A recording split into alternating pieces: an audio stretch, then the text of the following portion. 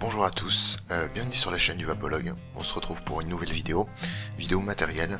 Comme je vous avais promis, on va parler du SCAR, donc atomiseur reconstructible pour le dripping.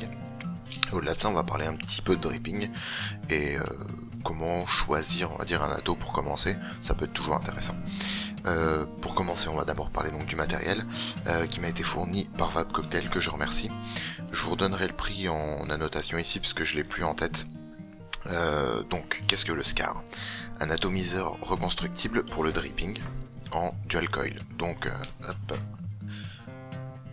très bien le focus. Double résistance. Composé donc d'acier inoxydable. Il a au niveau des trois pôles il est recouvert de brasse. Je me rappelle jamais la traduction. Je vous le redonnerai aussi les informations. C'est fait un petit peu à l'arrache entre guillemets. J'ai du temps pour le faire, j'avais envie de le faire, donc j'en profite pour le faire maintenant. Sur quoi il va convenir? Au niveau forme, là je suis sur un K100, ça signe très bien. Sur un Vamo, ça pourra se finir aussi correctement. Pour vous donner une idée de taille, le Vamo en 18650, c'est pas un très gros ato pour un dual coil. On a ici un Aigoel, ça vous donne une petite différence. Donc c'est vraiment un petit ato, fabriqué par Smoketech. Un petit design assez sympa, je trouve, avec les rainures, ça rend joli. Le système d'airflow, donc vous avez votre trou d'air qui est ici, et la particularité, c'est que c'est dans le corps de l'ato, c'est percé, et ça va ressortir. Je pense pas qu'on le verra très bien ici. Il y a deux orifices, deux trous qui sont juste en dessous des coils, ce qui fait qu'en fait on a la double sortie d'air. On n'a pas vraiment à s'embêter tant qu'on aligne le premier trou, le reste suit nickel. On regarde vite fait comment ça va. Yep.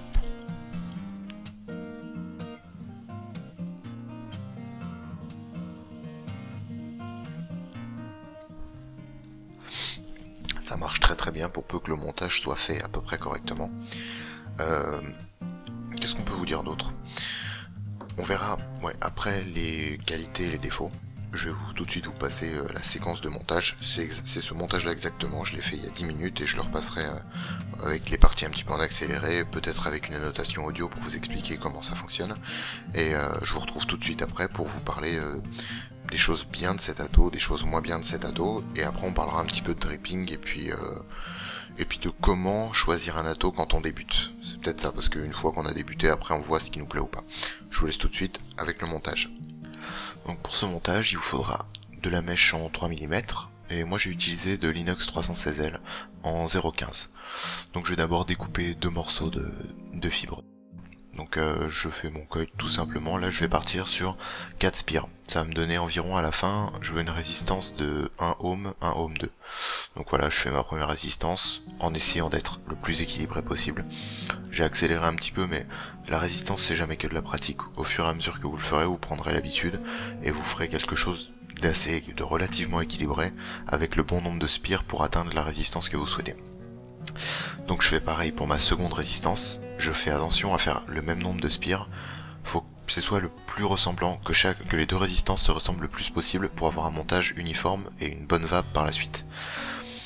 Maintenant que j'ai fait ça, je vais commencer par installer ma première résistance. Donc je me mets au-dessus de mon trou d'air, je passe le plot négatif et le plot positif, mais je vais serrer que le plot négatif. Étant donné que ma deuxième résistance va aussi prendre le plot positif, donc faut pas que je le serre. Je serre le premier. La deuxième est dans le trou mais pas vissé. Et je fais la même chose pour ma deuxième résistance.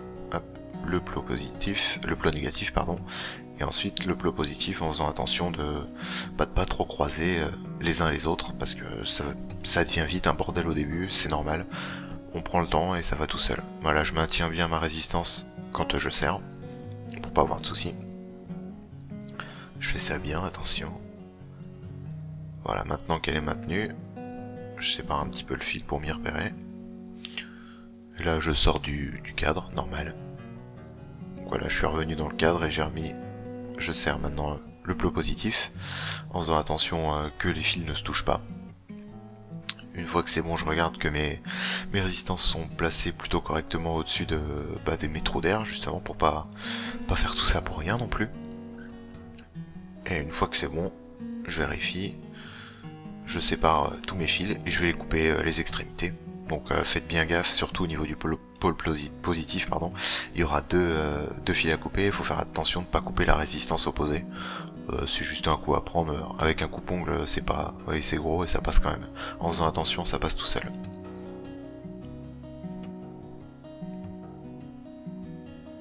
Hop. Donc vous voyez bien comment j'ai mis mes deux résistances côte à côte, pas en opposition, justement pour avoir tous les fils qui ressortent du même côté et pouvoir refermer facilement après. Donc là, mes spires elles sont installées, mais c'est pas très équilibré. Donc je vais prendre un petit tournevis. Vous pouvez prendre un tournevis, une pince à épiler, enfin ce avec quoi vous êtes à l'aise. Et gentiment, je vais équilibrer mes spires sans mettre tout mon montage en l'air tout simplement. Une fois que j'estime que mes spires sont à peu près correctes, celle-là elle est bonne, l'autre pas encore, donc je vais retoucher un petit peu dessus. Voilà. Là j'ai mes deux résistances qui sont bien calées nickel. Ensuite ce que je vais faire, donc je vais l'installer sur mon autre mode parce que j'avais pas d'accu dedans. Et là pour vérifier, je vais tout doucement faire des pulses. Bon, la plupart des gens le font pas parce que ça abîme un petit peu votre mèche. Moi ça me dérange pas plus que ça, je préfère vérifier avant que tout aille bien plutôt que de lancer direct du liquide. Donc là j'ai bien les résistances qui rougissent. Je vais mettre ma main pour faire un peu d'ombre, qu'on voit mieux le rougissement. Et vous faites quelques petites pulses histoire d'oxyder justement, enfin de légèrement oxyder, de préparer votre résistance à son futur boulot de chauffe pour bien chauffer uniformément. Là ça va, j'ai une chauffe à peu près uniforme. Et puis je mets tout doucement du liquide dessus. Pour l'étape finale, on va bientôt pouvoir savourer notre travail. Je mets quelques gouttes de roulé à la cannelle, parce qu'en ce moment j'adore ça. Je vois que ça fait de la vapeur plutôt correctement. Ça veut dire que le montage est réussi. Ça chauffe de façon équilibrée, chaque résistance fait son boulot pas plus mal ni mieux que l'autre. J'ai raccourci un petit peu mes fils, et je les ai tous imbibés, et voilà, on se retrouve avec un montage qui est pas très encombrant, assez correct. Il me reste plus qu'à passer mes mèches d'abord, le bout de mes mèches, et après je referme tout doucement en alignant mon trou d'air avec le trou d'air du corps de lato. Hop, je ferme ça. Et voilà, j'ai plus qu'à prendre une bonne latte, et puis on se retrouve tout de suite pour le reste de la présentation.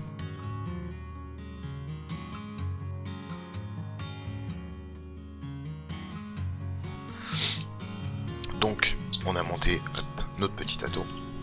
Ça fonctionne vraiment pas mal. J'ai pas regardé à combien d'ohms c'était. Alors la chose qu'il faut bien savoir évidemment, je sais pas si je l'aurais expliqué ou pas dans la vidéo, dans la petite vidéo de montage, c'est que si vous faites une résistance seule, pas de double coil, à 1.5 ohm, la deuxième, si elle fait aussi 1.5 ohm, vous vous retrouverez pas avec 3 ohms, mais avec la moitié, vu que c'est un montage de résistance qui doit être en parallèle. Donc ça s'accumule pas mais ça se divise. Donc si j'ai deux résistances de 2 ohms, au final ça me donnera 1 ohm. Donc faut faire gaffe avec tout, avec vos matériels. Si vous faites 2 fois 1 ohm, vous serez à 0,5. Donc ça peut, faites gaffe aux batteries, ça dépend de vos accus. Ça peut faire sauter le truc, ça peut ne pas se déclencher. Le Vamo par exemple, moins d'1.2 ohm il se lance pas, ça se lancera pas. Donc faut faire attention avec ça. Au niveau de cet ado, les qualités et les défauts. Bon, on commence par les qualités, puisqu'il y en a quand même pas mal. Discret, c'est petit, ça peut aller sur une Ego avec une bague, ça se fait pas mal. Au niveau du montage, c'est relativement simple. Pour un dripper double coil, c'est plutôt simple. Le système sans vis, ça c'est vraiment très très bien. Il n'y a rien à dire à ce niveau-là. Faut être un tout petit peu minutieux, c'est la seule chose que je peux dire avec ça. Les doubles joints pour maintenir votre tête d'ado, enfin la partie supérieure, rien à dire, ça c'est nickel, ça tient impeccable. Ça accueille la plupart des drip tips que j'ai pu poser dessus, donc pas de souci. Les choses un petit peu moins bien, il y en a quand même. Donc le montage, autant il peut être simple, si vous n'êtes pas habitué au double coil, c'est pas des plus évidents. Il faudra bien faire gaffe avec le pôle central, donc qui est le pôle positif, de pas faire de court-circuit, de faire en sorte que les fils se gênent pas trop, et puis quand vous les raccourcissez, de pas couper votre première résistance. Un autre défaut que j'ai avec celui-ci, bon déjà, je sais pas si on le verra, mais même en faisant très attention, il va très très vite s'encrasser au niveau des joints ici, ça prend super vite le liquide, je sais pas pourquoi, mais ça, en fait la tête génère vachement de condensation. C'est le truc un petit peu dommage. Par contre la tête, ce que j'ai bien aimé, on peut voir quand même l'épaisseur. Au niveau de la chauffe, impeccable. Vous pouvez mettre n'importe quel drip type, même le plus fin. Votre râteau, il va pas trop chauffer, ça c'est super important. Ce que j'aime pas trop non plus, malheureusement, c'est l'airflow. Sur le papier, ça paraissait être une bonne idée, de percer direct à l'intérieur du corps et de faire les deux sorties. Manque de peau, si vous utilisez, ça arrive. J'en connais qui n'utilisent qu'un seul simple coil, c'est une simple résistance. Le truc dommage, c'est que vu qu'il y a deux sorties d'air, l'air il est divisé par deux. Donc si vous utilisez qu'un truc, il y a forcément une partie de votre air qui va pas venir direct vers votre râteau et revenir direct dans votre bouche. Donc vous perdrez un petit peu en qualité de vape.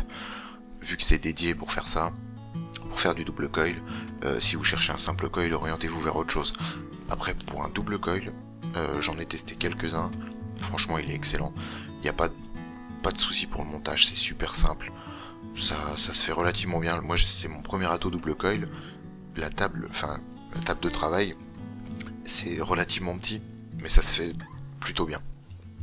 Autre avantage que j'ai oublié de notifier, je sais pas si on le verra bien ici, vous avez un petit rebord, donc le juice cup, la coupe de jus, et vos trous d'air ils sont légèrement surélevés, donc vous ne pouvez pas le noyer et ça va pas ressortir, et ça permet d'avoir quand même une petite marge si jamais vous voulez faire tomber vos mèches dedans, tomber votre fibre, ou tout simplement éviter que ça déborde de partout, il n'y a pas de problème. Pour refermer, vous voyez, c'est pas hyper compliqué, tant qu'on fait un petit peu attention, et qu'on aligne bien notre trou d'air, ça fonctionnera très très bien.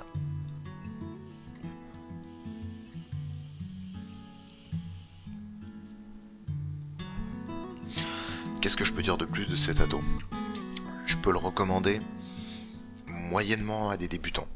Faut avoir fait quelques montages avant. Je pense que je dois l'avoir par ici. J'ai eu du bol d'avoir avant mon Rainbow, parce que la table de travail est encore plus petite, même si c'est pour une seule résistance. Ça m'a permis de le faire facilement, parce que j'étais habitué à faire bien gaffe, faire bien attention dans les trucs petits. Pour un tout premier râteau, je vais pas vous le conseiller parce que c'est trop petit, justement. À qui je peux le conseiller? Tous ceux qui veulent essayer le double coil, qui ont pas forcément de matos, ou envie de sortir des tournevis, des trucs comme ça s'emmène tout seul. Ça a une bonne contenance pour peu que vous mettiez suffisamment de fibres, même si je trouve que c'est pas le plus utile. À conseiller aussi, si vous voulez taper dans les basses résistances, prenez de l'inox 316L plutôt que du Cantal, vu que ça a une résistivité plus haute que le Cantal, et qu'il faut faire un montage relativement petit. Du fil en 0,15, vous pourrez faire largement ce qu'il faut et avoir une résistance plutôt basse, voilà, plutôt basse sans être dangereuse, pardon.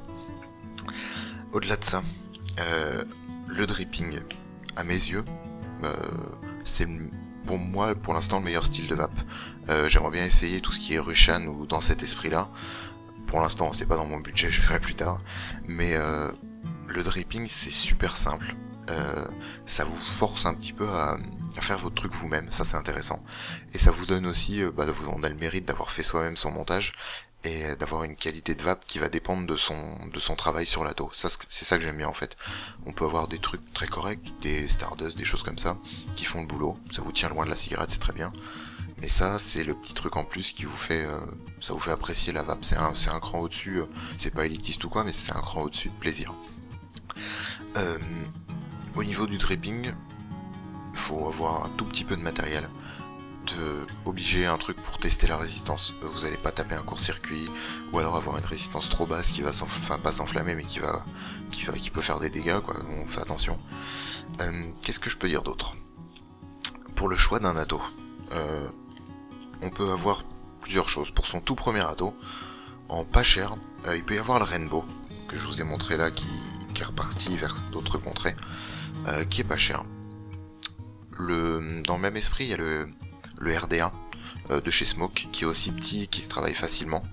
Mais vraiment, celui que je peux vous conseiller, donc là on va finir avec le Scar, qui est relativement bien pour des personnes un tout petit peu avancées. Faut pas non plus avoir une grande expérience de vape, mais faut être un peu minutieux, faut être précis. Mais en tout cas, celui que je peux vous conseiller vraiment, pour commencer, c'est l'iGoL.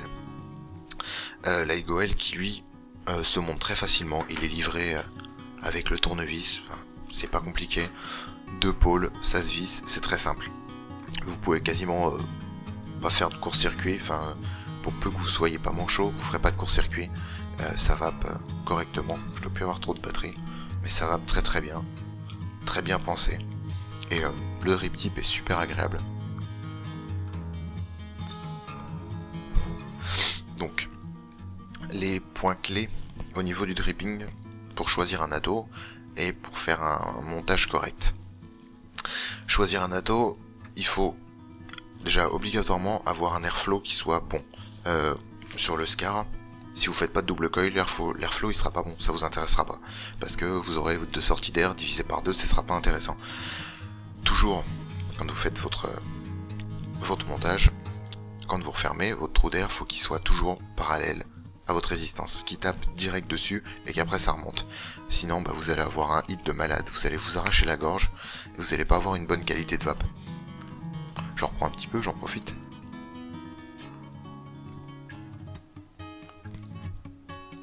Voilà.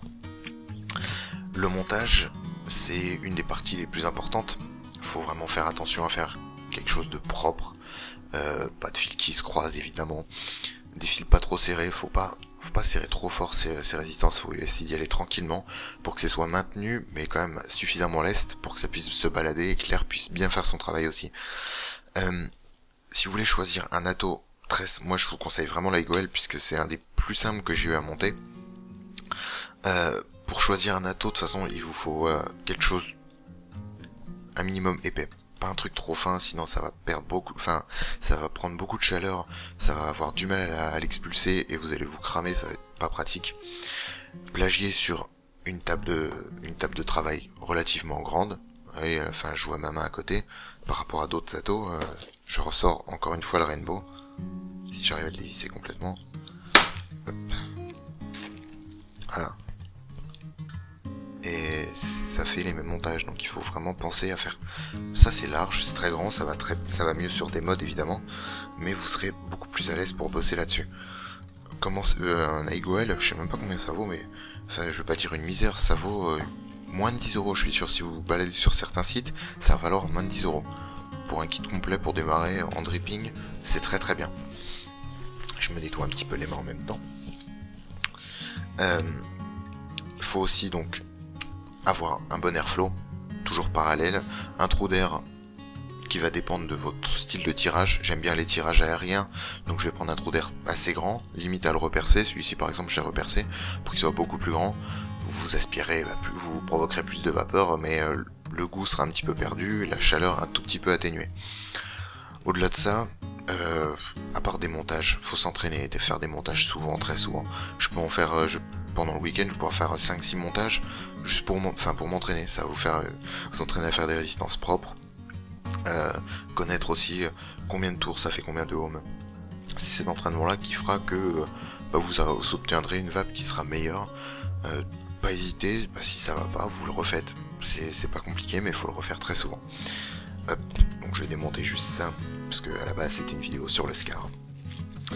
Donc le SCAR, pour prendre les points positifs et négatifs, pour se mettre sur 3 points, au niveau de l'airflow, 7 sur 10 c'est bien, mais ça impacte obligatoirement le double coil, donc ça c'est dommage. Au niveau du montage, c'est important aussi, choisir un ado qui se monte facilement.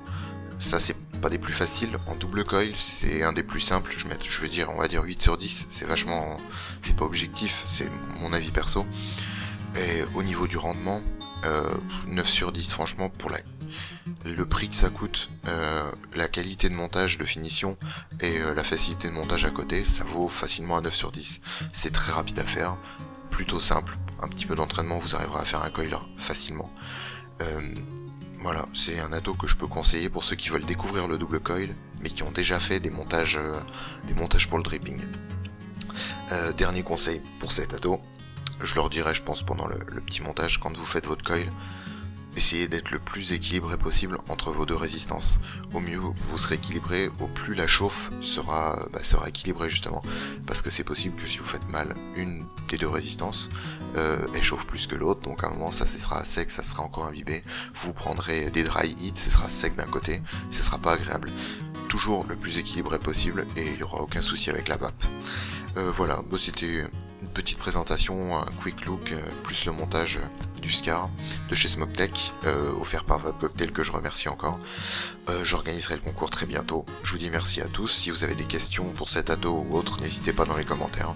Si vous voulez mettre un j'aime, vous mettez un j'aime. Et puis en attendant, je vous dis à bientôt. Restez loin de la clope. Bonne vape. Salut.